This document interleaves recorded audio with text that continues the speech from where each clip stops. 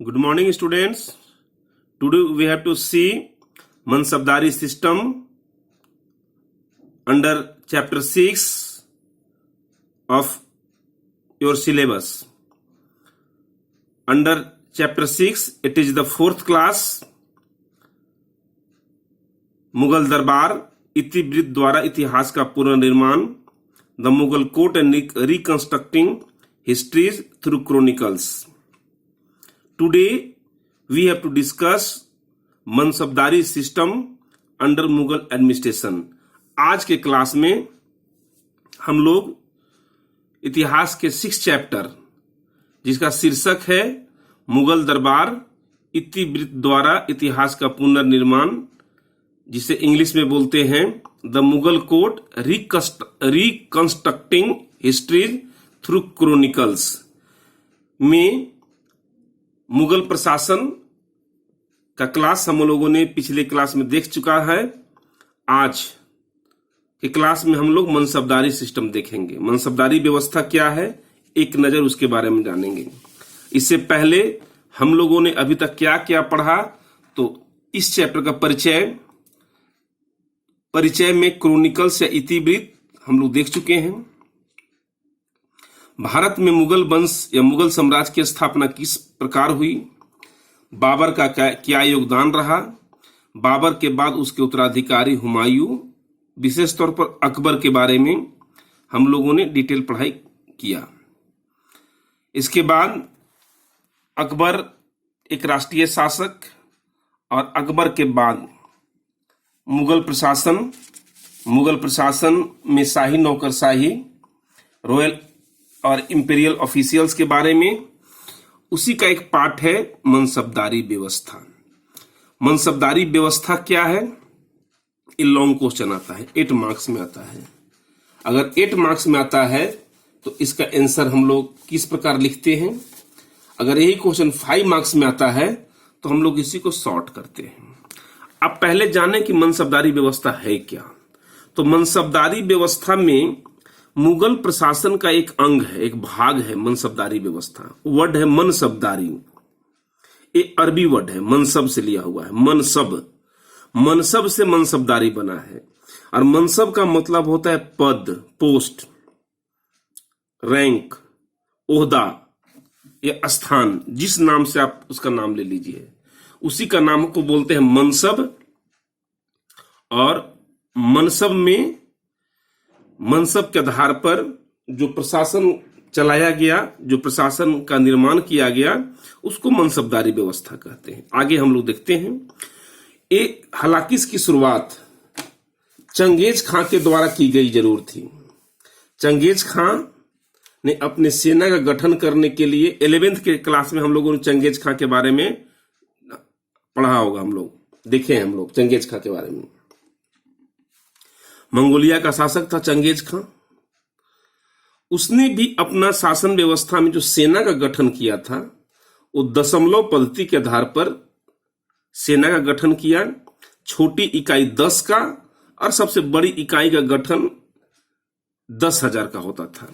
आज भी आप सेना का नाम सुनते होंगे, प्लाटून, कंपनी, रेजिमेंट, ये सब वर्ड है. ये भी संख्या को डिनोट करता है, नंबर को बताता है कि किसको किस नंबर का दिखाया जाता है. शुरुआत जरूर मंगोलिया से हुआ, चंगेज खां से, लेकिन भारत में मुगल सम्राट अकबर ने अपने शासन व्यवस्था को दशमलव पद्धति के आधार पर अपनाया. इसने भी सबसे छोटा पोस्ट 10 और बड़ा संख्या 12,000 का रखा. इस व्यवस्था का नाम दिया गया मनसबदारी व्यवस्था.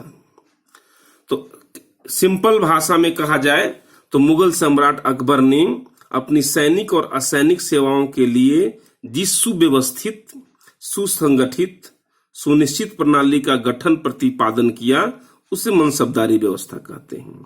Akbar the Mughal emperor introduced a well planned, well developed and well-organized system in the military and civil services of entire empire, which came to be known as मनसबदारी system.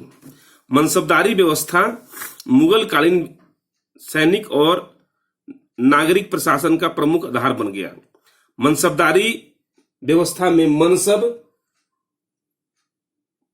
अरबी का भाषा है, अरबी शब्द का भाषा का शब्द है जिसका अर्थ होता है पद, पोस्ट, रैंक, ओहदा या स्थान।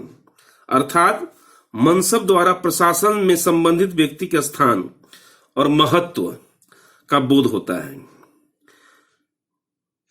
Very soon this system means मनसबदारी system become the main basis of Mughal administration in the military and civil administration field. Mansab is an Arabic word which means office, rank or dignity. Mansab related the rank and importance of the person in the Mughal administration. Mughal प्रशासन में काजी और सदर को छोड़कर सभी पदाधिकारी मनसबदारी के अंग होते थे। अपने मनसब, पद या ओहदा के अनुसार उन्हें एक निश्चित संख्या में सैनिक रखने पड़ते थे। मनसबदारों की नियुक्ति, प्रमोशन, पदावधि से संबंधित विशेषाधिकार जो सम्राट के हाथों में निहित होता था।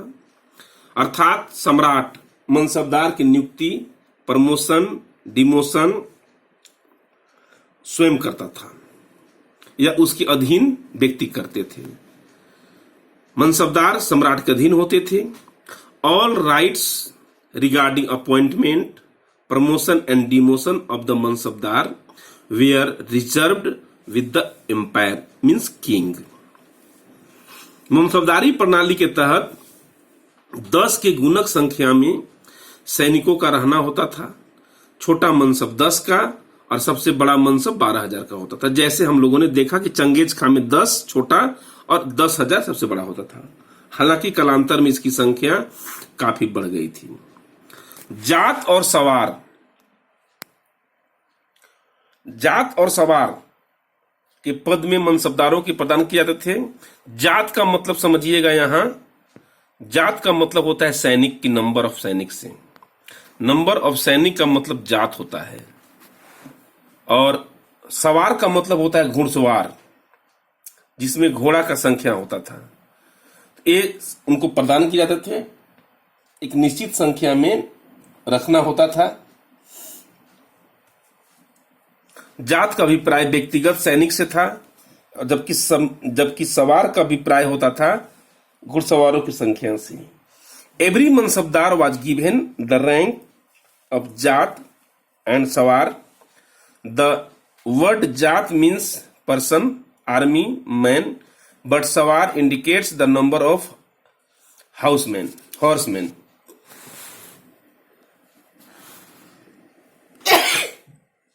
मनसबदारों का वेतन भत्ता नगद या जागीर के रूप में दिया जाता था, जो साल भर में 2 बार मिलता था, 6 महीना पर। मनसबदारों मुख्य रूप से सैनिक और असैनिक दोनों प्रकार के होते थे और उनकी आवश्यकता अनुसार सेवा ली जाती थी।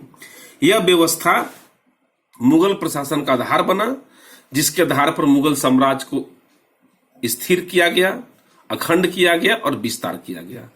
कहा जाता है कि मुगल साम्राज्य